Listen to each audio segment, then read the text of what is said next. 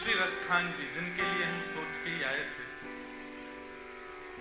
इनका नाम मूलतः रसखान नहीं था।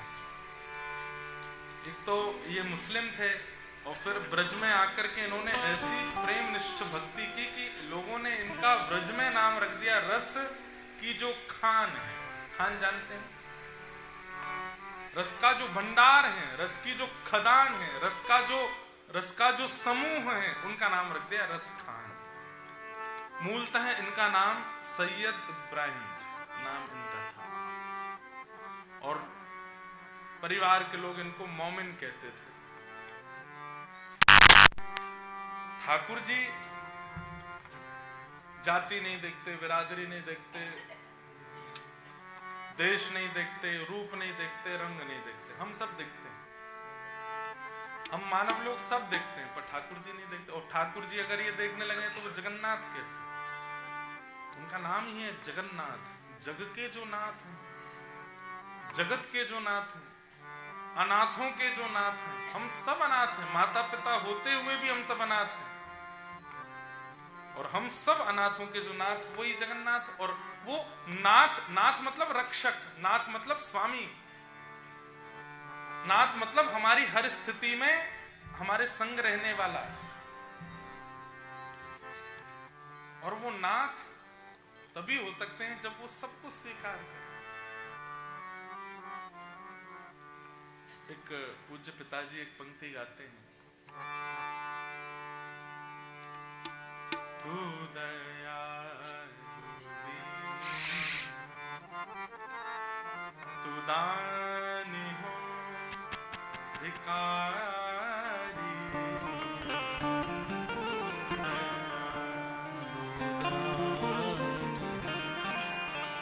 दानी हो भिखारी,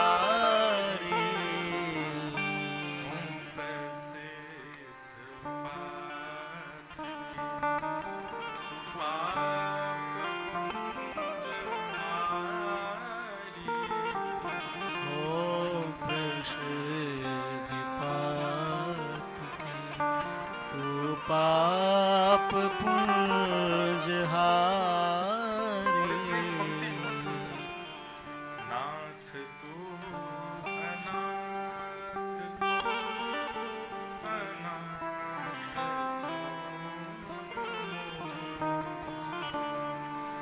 नाथ तू अनाथ को अनाथ को।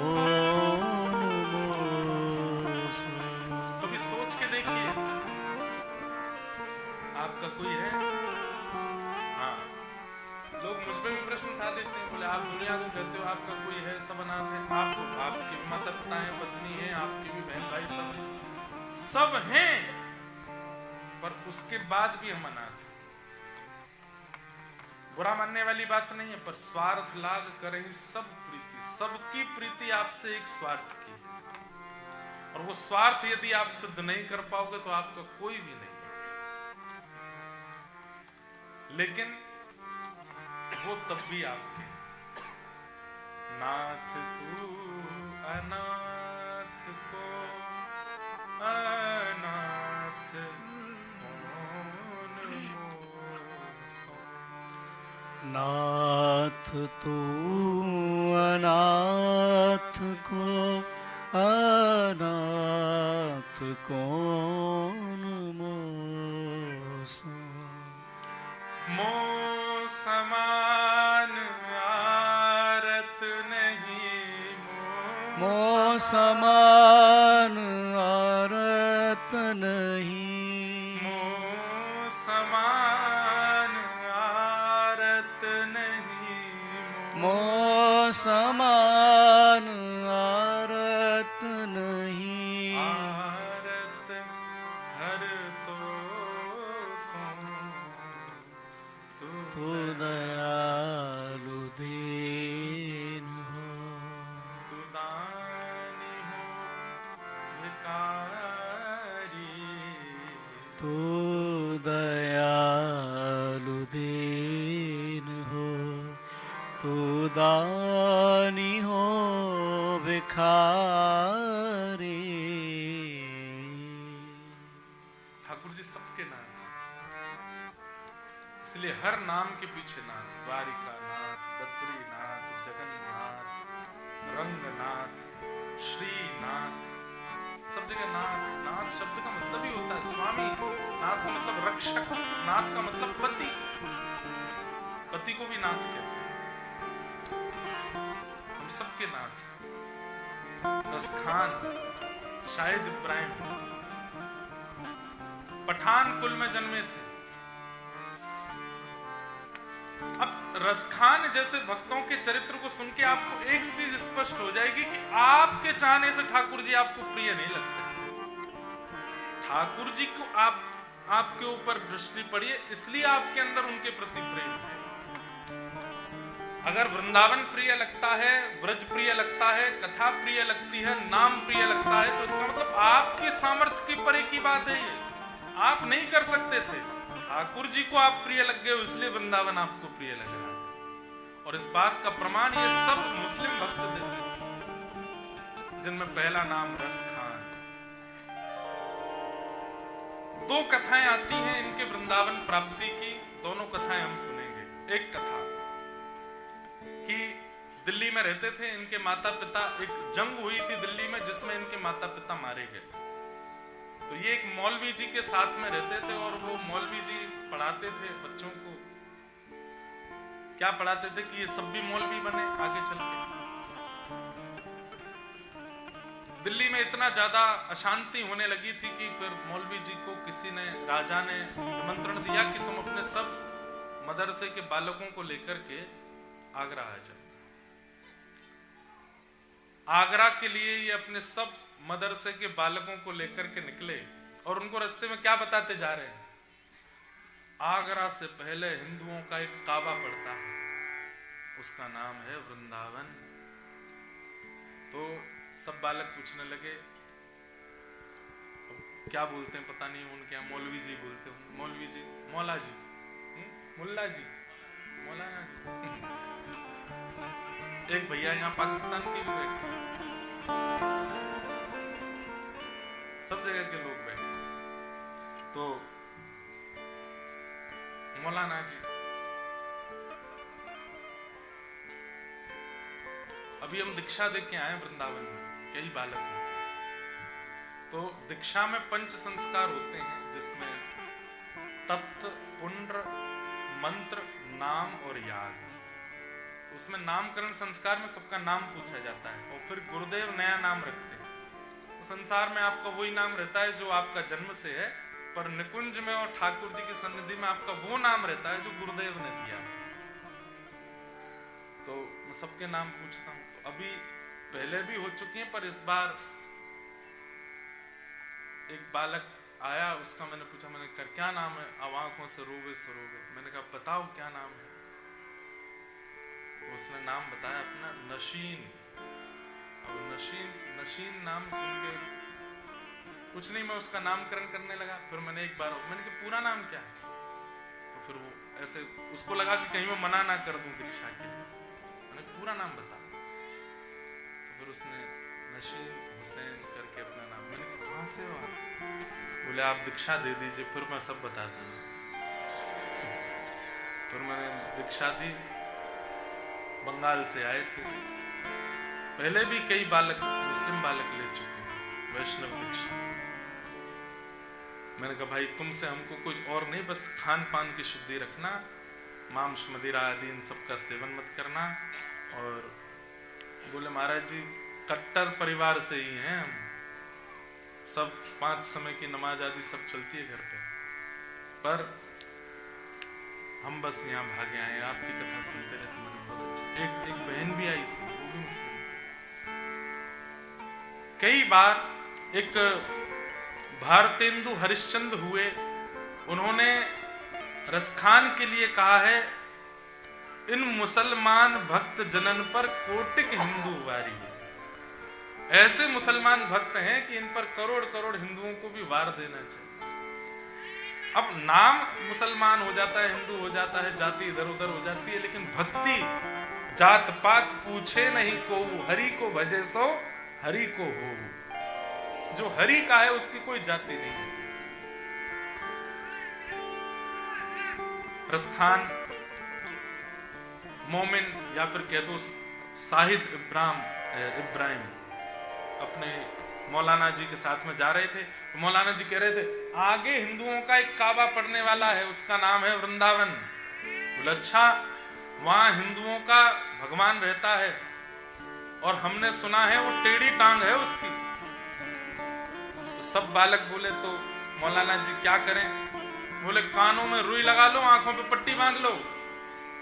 बोले इसका क्या अभिप्राय है? बोले उसको देख लोगे तो वो तुमको पागल कर देगा, अपना बना लेगा, और आंखें बंद करके कानों से अगर उसको सुन लोगे तो भी तुमको पागल कर देगा, इसलिए कानों में रुई। अच्छा, कई बालकों में ऐसा होता है स्वभाव, हमारे घर में भी बालक हो, उनको मना करो यहां मत जाओ, वहीं देखो क्या है यहाँ पे। उन्हीं बालकों में ऐसे स्वभाव वाले थे साइद इब्राहिम, जो बाद में बने रसखान। पट्टी बांधी लेकिन थोड़ी ढीली सी, कान में रुई तो डाली लेकिन थोड़े ऐसे कि ऐसा क्या है, मैं भी तो देखूं। जैसे ही वृंदावन की सीमा आई, मौलाना जी ने सबके आंख बांध दी, कानों में रुई लगा दी, और एक के पीछे एक बालक पकड़ करके चल रहे हैं, और इनका जो भी जाप होता है बोले वो जाप करते चलो, उससे दूर रहेगा वो। लेकिन जैसे ही प्रवेश किया वृंदावन में, अब बीच बीच में ऐसे उठा के देखते हैं रसखान, ऐसा कैसा बालक है, ऐसा कैसा भगवान है, टेढ़ा है। और हमारे मौलाना जी बता रहे थे छोटा है, बड़ा भी नहीं है, छोटा सा है, और छोटा सा बालक इतने लोगों को पागल कर देता, मैं देखूं तो सही है कैसा। कभी इधर से उठा के देखें, कभी कान से रुई निकाल करके सुने। इतनी ज्यादा मन में उत्सुकता होने लगी, तभी जगऊ कलम बाम दृशाम मनोहरम, सुंदर वेणु की ध्वनि सुनाई दे रही है। और ठाकुर जी वेणु कैसे बजाते हैं? जिस गोपी को बुलाना है ना, उसी का नाम बोलते हैं उस वेणु में। रसखान इनका प्रथम नाम भगवान नहीं रखा। अरे रसखान तू मोयना देखेगो, मैं तो यही ठाड़ो। मुझको रसखान कौन बोला? अच्छा, जब ठाकुर जी की, अच्छा एक बात है, ठाकुर जी दिख जाए या ठाकुर जी का स्वर सुनाई दे जाए या ठाकुर जी का अनुभव होने लग जाए, तो पहली स्थिति जो होगी निर्वाक, वो बता नहीं पाओगे किसी को कि हो क्या है। किसी से अगर आपने जाके कह दिया कि मेरे साथ ऐसा ऐसा हुआ, तो समझो कि आपने ठाकुर जी को नहीं किसी और को देखा है। मीराबाई कभी नहीं बता पाई, उन्होंने पूरा ग्रंथ लिख दिया, इतनी मोटी किताब पदों की लिख दी, लेकिन बता नहीं पाई कि जब ठाकुर जी दिखते हैं तो क्या होता है। लगन लगी घनश्याम की जाए, लगन लगी घनश्याम की जाए, लगन लगी घनश्याम। नारायण जी गाते हैं, लगन लगी घनश्याम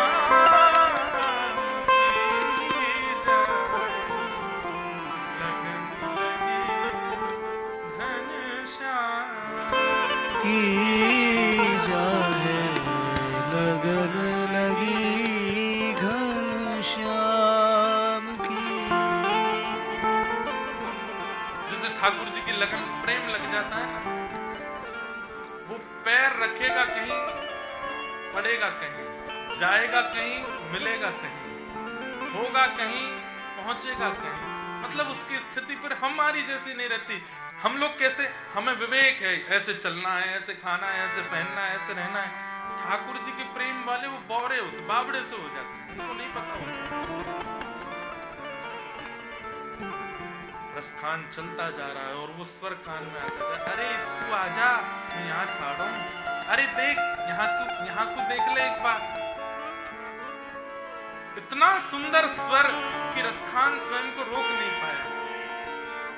प्रेम के जितने स्वरूप होते हैं, इस बार एडिलेड में कथा हुई थी, वहां मैंने प्रेम के 8 स्वभाव बताए थे, और वो अष्ट स्वभाव एक साथ रसखान में प्रकट होने लगे, जिसमें पहला है नेत्रों से अश्रु गिरना, दूसरा है शरीर के रोंगटे खड़े होना, तीसरा है शिवरिंग होना, हाथ पैर कांपने लगना।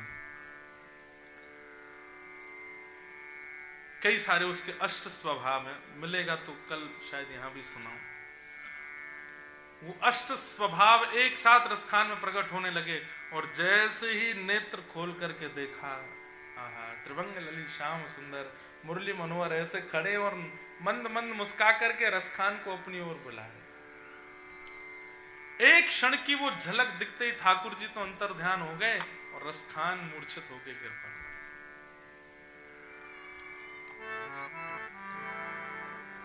यहां मौलाना जी सब बालकों को लेकर के गए और जैसे ही वृंदावन की सीमा पार हुई, बोले खतरा टल गया, पट्टियां खोल लो, रुई निकाल लो।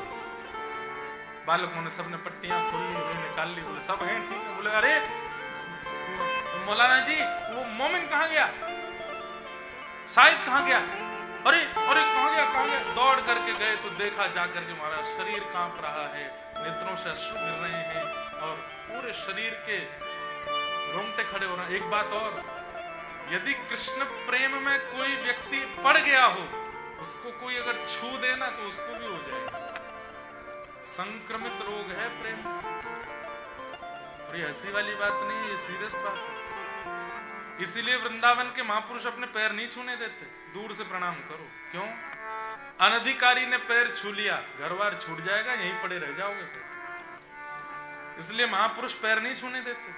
हमको भी आज्ञा दो चीजों की कि एक तो किसी के सिर पे हाथ मत रखना, किसी से पैर मत छुआना। गुरु पूर्णिमा छोड़ के, इसलिए गुरु पूर्णिमा पर पैर छुआए थे इस बार, पहली बार। ये तुम पैर नहीं छुआता, इसलिए हमारे वृंदावन के महापुरुष पैर नहीं छूने देते। क्यों? एक बार मैंने एक महाराज जी से पूछा तो महाराज जी बोले प्रेम लक्षणा भक्ति खुजली की तरह है। खुजली कैसी होती है? एक को होती रहती है, अगर दूसरा उसको छू दे तो उसको भी हो जाती है, और खुजाने में बहुत आनंद आता है। उस प्रेम में उसी को आनंद आता है जो कृष्ण प्रेम में है, दूसरे को नहीं पता होता, लेकिन दूसरे के स्पर्श से वो रोग लग जाता है। मौलाना जी ने तुरंत बालक को छूना नहीं, इसको छूना नहीं। पकड़ लिया, उस कालिया ने पकड़ लिया, टेढ़ी टांग वाले ने पकड़ लिया, भागो यहां से। और रसखान जी को वैसा ही रोता बिलकता छोड़ करके भाग गए। किसी रसिक ने जब आकर के देखा रसखान जी को, ले जाकर के यमुना जल पिलाया, व्रज की रज माथे से लगाई, द्वादश तिलक किए, क्योंकि जो शरीर की स्थिति थी ये किसी कृष्ण प्रेमी की ही है। कृष्ण प्रेमी की स्थितियां कैसी हैं? 6 लक्षण। वाक् गदगदा द्रवते यस्य चित्तम रुदत्य भिक्षणम हसति क्वचिच्च विलज्ज उद्गायत नृत्यते च मदभक्ति युक्तो भुवनम पुनातु। पहला, वाणी गदगद हो जाएगी। दूसरा, हृदय द्रवित हो जाएगा, कभी भी रुदन करने लगेगा, कभी भी हंसने लगेगा। और विलज्ज उद्गायत नृत्यते च, भुजा उठा करके नृत्य कीर्तन करने लगेगा। ये 6 लक्षण भगवान कहते हैं मेरे भक्त के, जैसे हम अगर देखें तो पागल की उपाधि देंगे, पागल। 6 लक्षण ऐसे। वो 6 लक्षण रसखान जी में प्रकट हो रहे हैं, लेकिन रसखान जानते नहीं है कि वो कौन है जिसको मैंने देखा। जब होश में आए तो जो व्यक्ति थे उन्होंने पूछा, कौन हो भाई, क्या नाम है तुम्हारा? बोले मेरा नाम क्या है, मुझे नहीं। कहां से आए हो? बोले मुझे ये भी नहीं पता। बोले क्या याद है अंतिम? सांवरी सूरत, सांवरी सूरत, मोहनी मूरत, हृदय लियो चुराए, हृदय लियो चुराए, बाकी चाल चले मन, बाकी चाल चले मनमोहन, अब जिए को नाही सुहाए, अब जिए को संसार का मुझे और कुछ याद नहीं, केवल इतना याद है, एक सांवला सा मोहिनी से मूरत थी उसकी।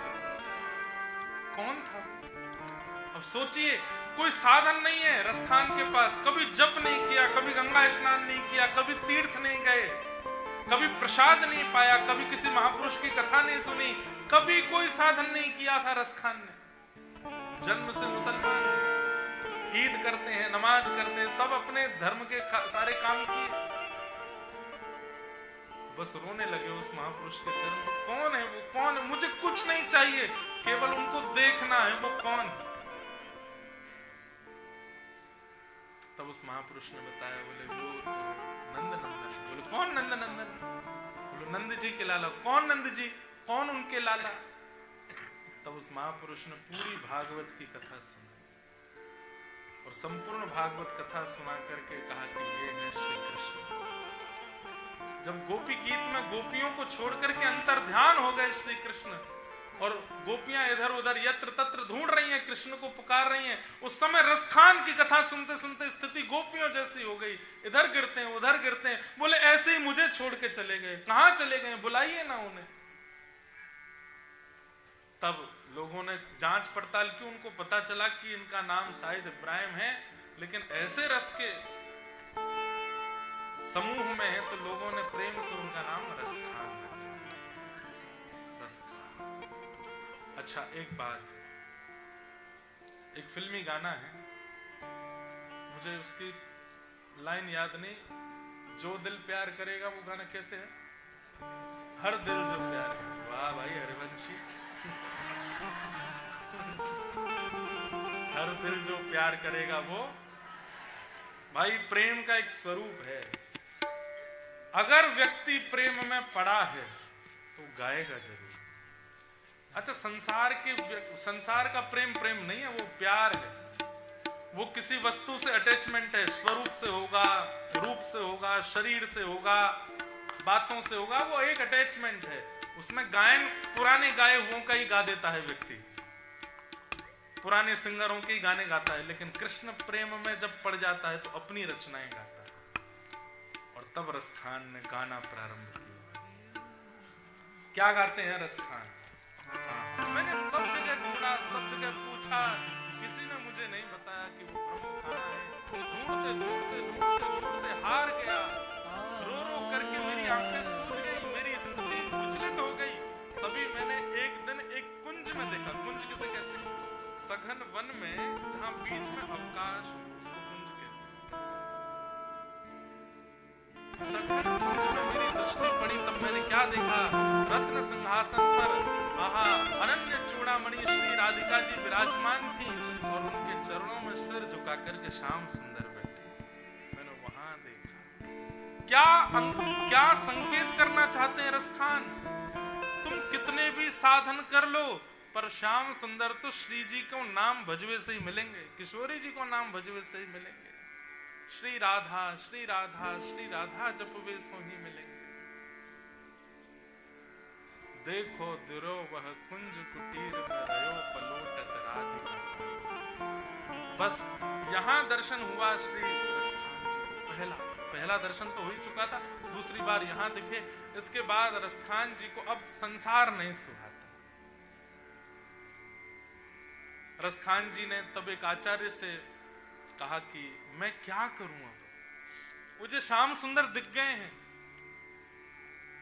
अब मेरी स्थिति उसको मैं कैसे अपने वश में करूं, क्योंकि मैं अपने शरीर के गतिविधियों को वश नहीं कर पाता। तब कहा कि किसी भगवत प्राप्त और भगवत दर्शन कराने वाले महापुरुष की दीक्षा लो। तब श्री रसखान जी ने गोसाई श्री विठलनाथ जी से दीक्षा प्राप्त की, श्री वैष्णव ब्रह्म संबंध प्राप्त किया। ब्रह्म संबंध प्राप्त करने के बाद वही हुआ जो हर भक्त के साथ होता है, क्या? एकांत वासा। श्री रसखान जी गोकुल के पास भयंकर वन के भीतर यमुना जी के तट पर महावन में जाके रहे और वहीं रहकर के श्री रसखान जी ने ठाकुर जी की मधुर मधुर लीलाओं का दर्शन किया। एक बार गोस्वामी तुलसीदास जी महाराज का ब्रजमंडल में आगमन हुआ। दो तुलसीदास जी को जानते हैं सब? जानते हैं? रामचरितमानस की रचना की, हनुमान चालीसा की रचना की, कवितावली की रचना की। ऐसे श्री रसखान जी, श्री गोस्वामी तुलसीदास जी वो ब्रजमंडल आए। ब्रजमंडल में 5 संतों से मिले, रसिकों से मिले श्री तुलसीदास जी।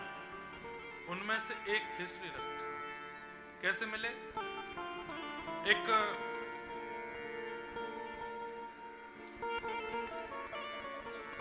भगीरथ ग्वाल नाम का एक ग्वारिया था। ग्वारिया जानते हैं? गैया चराने वाला। अच्छा, एक बात और पता चली आज हमको। आपकी न्यूजीलैंड की जनसंख्या है 53 लाख। कितनी है? 53 लाख। और यहां भेड़ बकरियों की जनसंख्या 1 करोड़। गायों की जनसंख्या 60 लाख। अगर भेड़ और गैया मिलके एक फौज बना के यहाँ के मानवों पर आक्रमण करें तो हरा देंगे। आप 53 लाख हो, वो 1 करोड़ 60 लाख। लेकिन कितना अच्छा है, मानव कम है यहाँ। आप लोगों के लिए एक फायदे की बात है कि यहाँ आपका भजन बहुत अच्छा हो सकता है, वजन भी हो सकता है, भजन भी हो सकता है। भजन बहुत अच्छा बन सकता है। क्यों? क्योंकि शांति है। लेकिन दुर्भाग्य की एक बात है कि ये सब जो है ना, ये भोग नगरियां हैं, ये भोग देश है। यहाँ भोग बहुत इजी है। आंखों के, कानों के, नाक के, जीव के, त्वचा के जो भोगी वस्तु हैं वो बहुत इजीली यहाँ मिल जाते हैं। इसलिए भजन थोड़ा दिक्कत देता है। लेकिन भैया कमल कीचड़ में ही खिलता है। यहां अगर आपने रह के भजन कर लिया तो शायद आपको ठाकुर जी बहुत जल्दी मिल जाएंगे, क्योंकि इन भूमियों पर भोग बहुत सहज है। इसलिए यहाँ की शांति का फायदा उठाइए, यहाँ के वातावरण का फायदा उठाइए, यहाँ की जो पीस है, जो वातावरण है, उसका फायदा उठा करके भगवत भजन में लगे। तो गोस्वामी तुलसीदास जी महाराज ब्रजमंडल आए और ब्रजमंडल में एक भगीरथ ग्वारिया के यहाँ गोस्वामी तुलसीदास जी रहते थे, निवास कर रहे। तो बहुत सेवा करता था उनकी। उसी को गोस्वामी जी कहते थे कि भाई इस भक्त का दर्शन कराओ, वो लेके जाता था। गोस्वामी जी ने कहा, भाई हमने एक यवन कुल के व्यक्ति के बारे में सुना है, वो यहीं रहता है। अच्छा, रसखान जी का विरोध भी बहुत करते थे, बहुत विरोध होता था। एक तो मंदिर में प्रवेश नहीं करने देते थे उनको, बाहर से ही दर्शन करते थे। और यदि वो कोई पद गाते, उनके पद को सुन के कोई समाज में गा देता तो समाज ही उठ जाते थे। किसका पद गा रहे हो? म्लेच्छ का पद गा रहे हो, यमन का पद गा रहे हो। अरे महाराज, वो म्लेच्छ यमन बाद में, पहले देखिए ना कैसा भक्त है। अरे भक्ति भक्ति सब आडंबर है उसका। संसार बात बनाने में बहुत अच्छा, सबके ऊपर बना देते हैं, 2 मिनट लगती है। रसखान जी पर भी बहुत उनका विरोध बहुत होता है। गोस्वामी तुलसीदास जी महाराज ने एक यवन भगीरथ ग्वारिया से कहा कि मुझे उस यवन को मिलना है। वो कहा? बोले वो महावन पर एक टीला है। टीला कहते हैं मिट्टी का जो ऐसे पहाड़ जैसा छोटा सा खड़ा हो जाए, उसको टीला बोलते हैं। बोले उस पर वो रहते हैं, पूरे दिन रोते रहते हैं महाराज, यहीं पड़े रहते हैं। कोई भोजन दे जाए तो पा लेते हैं, नहीं तो कितने कितने दिन भूखे और केवल रोते रहते हैं। हे श्याम सुंदर, हे माधव, हे गोपाल, ऐसे ही कहते रहते हैं। गोस्वामी जी बोले मैं उनका दर्शन करने जाऊंगा और तुम मत चलना, मैं अकेले जाऊंगा। ग्वारिया लौट गया। गोस्वामी तुलसीदास जी पहुंचे। गोस्वामी जी के सिर पर उर्दपुंड देख के, गले में कंठी माला देख करके और धोती स्वरूप देख करके रसखान जी समझ गए कि कोई महापुरुष है। गोस्वामी जी प्रणाम करने की स्थिति में आए, उससे पहले तो रसखान जी ने दंडवत कर लिया। महाराज ये सब मत करो, मैं इसका अधिकारी नहीं हूं, आप मुझे प्रणाम क्यों करने लग रहे थे? अरे रसखान, आप वो हैं जिनका रूप देख करके रस का संचार हो जाता है। कैसे हैं? बोले बिना ठाकुर जी के कैसे हैं? बिन जल मछली वैसे। रोने लगे, व्याकुल हो गए, गोस्वामी जी के चरण पकड़ लिए, बोले कि मुझे बताइए ना कि नाथ कब मिलेंगे। गोस्वामी जी बोले वो सब तो बात बाद की है, ये बताओ मैंने सुना है सालों से यहीं महावन के टीला पर पड़े हो, क्यों? बोले प्रतीक्षा करता हूं, मैंने सुना है कि गोकुल से ठाकुर जी गैया चराने जाते हैं तो यहीं महावन होके जाते हैं, प्रतीक्षा कर रहा हूं कि किसी दिन दिख जाए। तो गोस्वामी जी बोले सही सी बताना, दिखे कि नहीं दिखे? रसिक जो होते हैं ना बंधुओं, वो अपना अनुभव ज्यादा बताते नहीं, वो छुपाते हैं। और रस बताने से रस घटता है, प्रेम बताने से प्रेम घटता है। टॉफी रैपर में है तो कोई चेंटी उसको नहीं खाती, लेकिन अगर रैपर हटा दिया जाए तो चेंटियों का झुंड लग जाता है। ऐसे ही भक्ति प्रेम, इसको जितना हो सके रैपर में छुपा करके रखो, नहीं तो संसार रूपी चेंटियां लग जाती हैं उसको। और हमारे साथ तो ये बहुत ज्यादा होता है, क्योंकि कथा करते हैं, कथा में कई अनुभव अपने निकल जाते हैं बोलते बोलते, और उसके कारण फिर अनुभव होने बंद हो जाते हैं। इसलिए किसी को अगर अनुभव होता है तो छुपाइए, बताओ। रसखान जी कुछ नहीं बोले, बस नीची नजर करके बैठे हैं। तुलसीदास जी बोले मुझे बता सकते हो,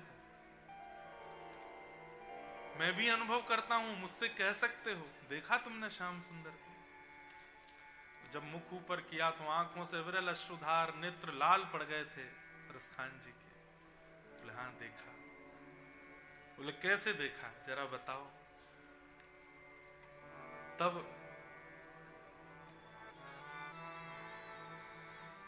रसखान जी कह रहे हैं,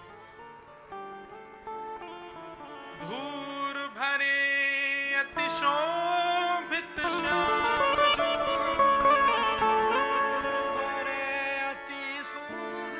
जो, दर्शन करिएगा, नेत्र बंद करो, शब्दों को सुन के दर्शन करो। कैसा दर्शन श्री रसखान जी को हो रहा है?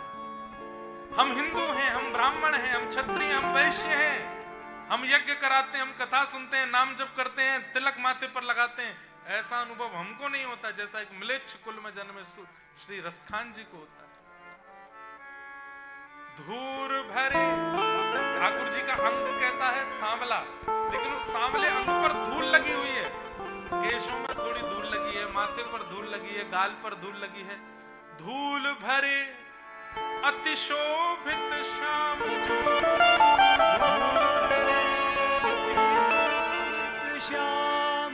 तैसी बनी सिर सुंदर चोटी,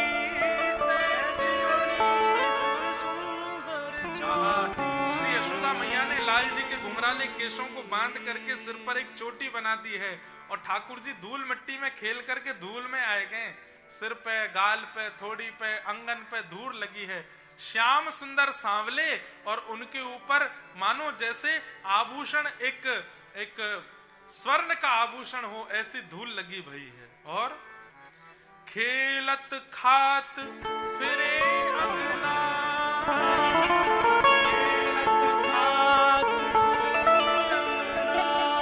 पग पे जनी बाजत पीर कठोरी,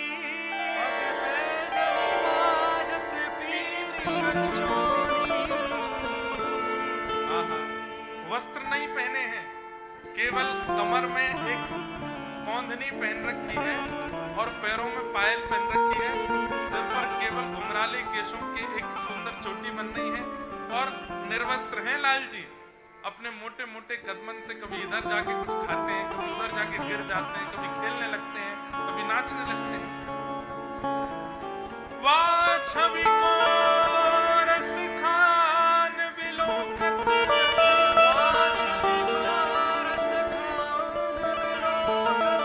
भारत काम कला निज कोटि, भारत काम कला।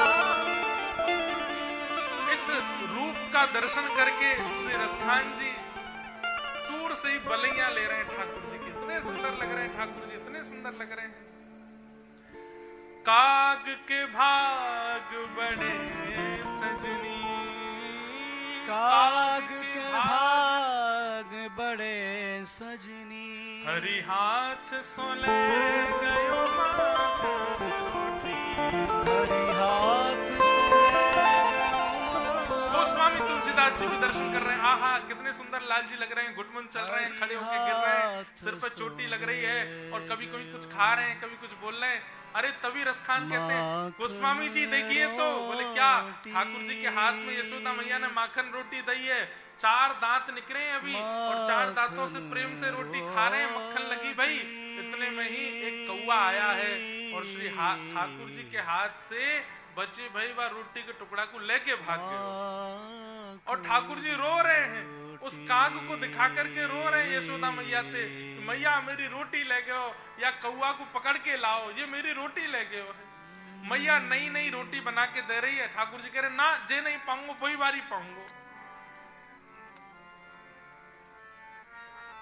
गोस्वामी जी भी रुदन कर रहे हैं, यहाँ रसखान भी कह रहे हैं काग के भाग बड़े सजनी, काग के भाग बड़े सजनी, हरि हाथ सो ले गयो माखन रोटी, हरि हाथ सो ले गयो माखन रोटी। सूरदास जी के नेत्र सजल, श्री तुलसीदास जी के नेत्र सजल, रसखान को हृदय से लगा लिया। वाह रसखान, यहाँ बैठे बैठे तो को दर्शन हूं मैं निकुंज में, ठाकुर जी कहाँ लीला कर रहे हैं, यशोदा जी के लाल जी क्या लीला कर रहे हैं। और कोई दर्शन हो तो बताओ ना। बोले एक दिन इसी टीला पर बैठे बैठे मैंने जो देखा वो आपको बताऊं। बोले हाँ बताओ। जा दिन ते नंद को छोरा, जाते नंद को छोरा, जा दिन ते नंद को छोरा, जा दिन ते नंद को छोरा,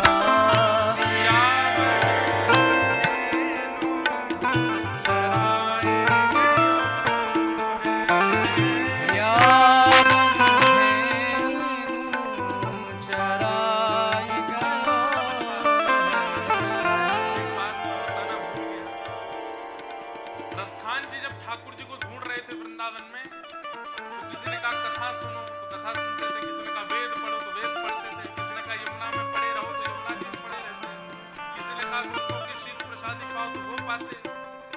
एक बार रसखान जी ने किसी को देखा, उसने अपने गले में कंठी माला पहन रखी थी, तो रसखान जी ने बोला कि भाई ये क्या पहन रखा है? बोले ये तुलसी माला है, गले में पहनते हैं, भवसागर से तर के ठाकुर जी की प्राप्ति हो जाती है।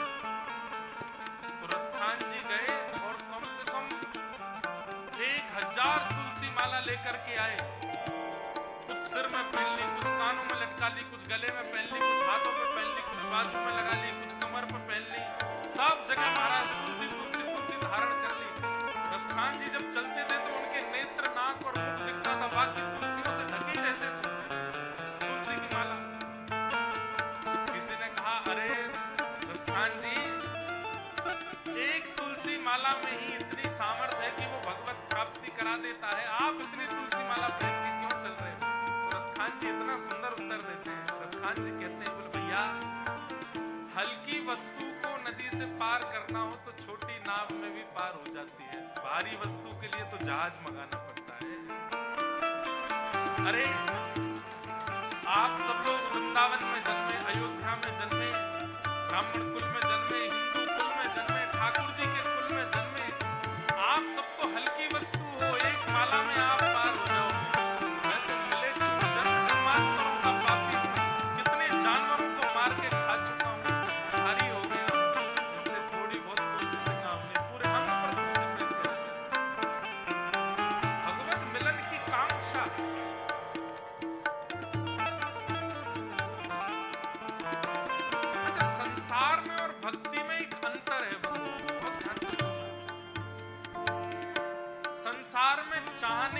कार्य पूरे नहीं होते, करने पड़ते हैं तब कार्य पूरे होते हैं। लेकिन भक्ति में चाहने से ठाकुर जी मिल जाते हैं। केवल चाह लो तो मुझे प्रिया प्रियतम मिल जाए, वो चाह ही मिला दे। भक्ति में और संसार में ये अंतर है कि संसार में चाहने से नहीं, करना पड़ता है। लेकिन भक्ति में तो केवल चाह लो, हे श्याम सुंदर मुझे मिल जाइए, हे प्रिया प्रियतम मुझे मिल जाइए, ये चाह मन में प्रकट कर लो। कुछ मत करो, केवल चाह लो कि श्याम सुंदर मिल जाए, तो मिल जाएंगे, चाहने से मिल जाते हैं। रसखान बता रहे हैं, इस टीले पर इतने सालों से मैं क्यों पड़ा हूं, क्योंकि मुझे एक दिन यहां दिख गए थे। जब रसखान दर्शन करके तुलसीदास जी को देखा, तुलसीदास जी गले से लगा लिया रसखान जी। तब रसखान जी कहते हैं कि महाराज मुझसे तो बहुत कुछ सुन लिया आपने, और मैं तो गरीब हूं, मुझ पे तो कुछ था भी नहीं, आप तो बहुत अमीर हैं, आप भी कुछ सुनाओ। तो कहते हैं फिर गोस्वामी तुलसीदास जी ने अपनी स्वलिखित रचित रामचरितमानस रसखान जी को वहां सुनाई। 9 दिन बैठ करके सुनाई, और रसखान जी ने फिर सालों तक गुणगान गाए कृष्ण के और पाठ किया रामचरितमानस का। और उन्होंने यह भी बताया कि मानस जी के पाठ से मेरे चित्त में कृष्ण भक्ति प्रगाढ़ हुई। नित्य रामचरितमानस जी का पाठ करते थे। एक दिन वहीं टीला पर बैठे थे, महावन के, रो रहे थे, नाथ कब आओगे। तभी देखा सुंदर गैया आ रही हैं, और ये महाराज इतना बड़ा मोर मुकुट धारण करके ठाकुर जी अपने कंधा को ऐसे लाठी पर टांगे और मधुर चाल चलते हुए आ रहे हैं। तभी क्या देखा कि पुष्प वर्षा हो रही थी। तो आपने ठाकुर जी को देखने के बाद तो भूल ही गए कि कहीं और देखें, लेकिन सोचे कि इतने सुंदर पुष्प वर्षा कौन रहा है। तभी आपने देखा एक झरोखे से श्री श्री जी किशोरी पुष्प वर्षण कर रही है, ठाकुर जी गैया चरा के लौट गए। आज किशोरी जी के दर्शन करके रसखान ठाकुर जी से प्रार्थना बोले, इनकी प्रार्थना करते करते बूढ़ा हो गया। तब किशोरी जी से प्रार्थना, और जब किशोरी जी से प्रार्थना की,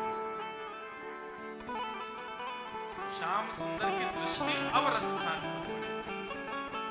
अरे बचपन में देखो इतना बूढ़ा है वो तू। ठाकुर जी रसखान बोले, आपको पता भी है कि अरे नेक्स्ट सो आयो ब्रजमंडल में, तब देखो मैंने, इतने दिन आते यहीं पड़ो है। जय जय अब कृपा कर।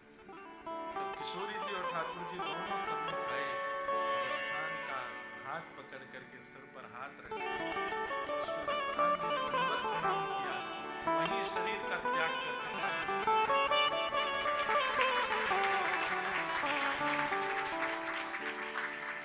और अंतिम भाव रसखान ने क्या गाया, मानुस हो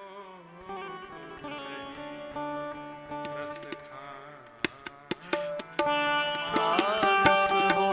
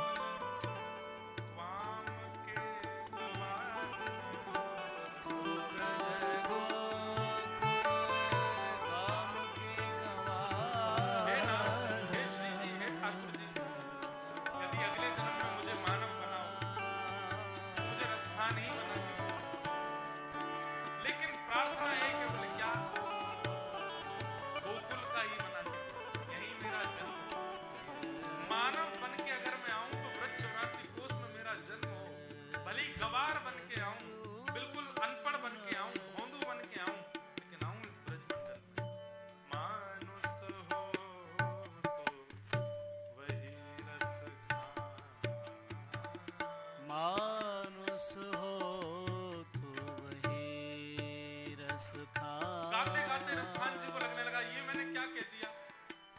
संसार में सबसे बड़ी उपलब्धि है मानव बनना। और मैं इतना योग्य तो नहीं कि मैं कह दूं कि मैं, अरे जब उद्धव जी ब्रज आके कह सकते हैं कि आशाम हो चरण रेणुजा श्याम हम श्याम वृंदावने किमपि गुलमल, तो टाइम क्या हो गया भैया? 4 मिनट है अभी मेरे पास।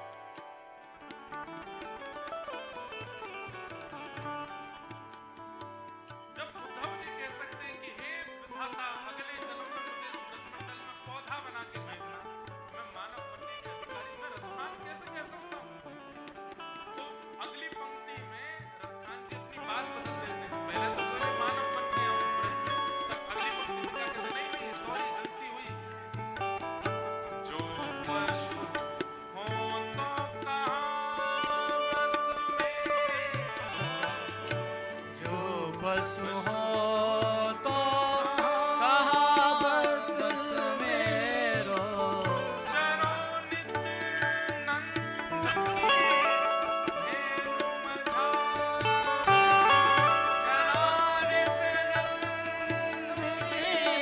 धेनु मजार।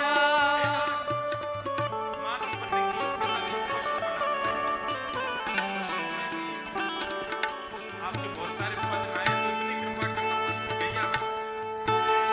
और गैया बन के आपकी नस्ल घर की जो गैया है उनमें मेरा जन्म हो जाए, ताकि आपके दिमाग को होए होए होए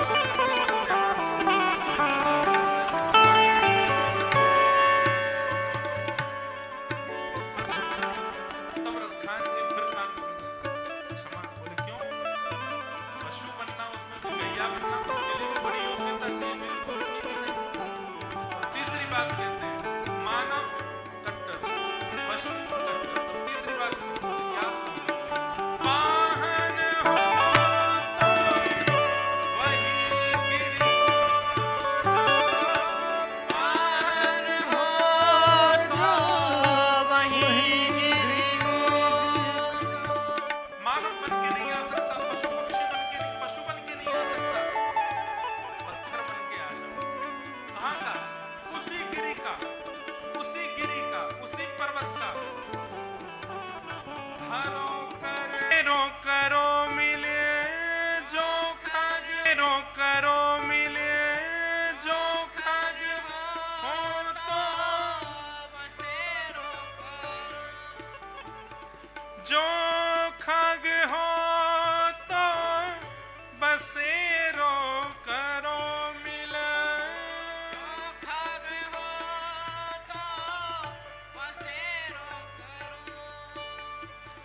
कालिंदी कूल कदम्ब की डारन, कालिंदी कूल कदम की डार।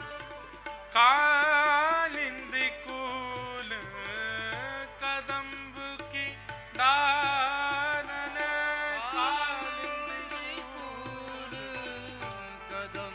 अरे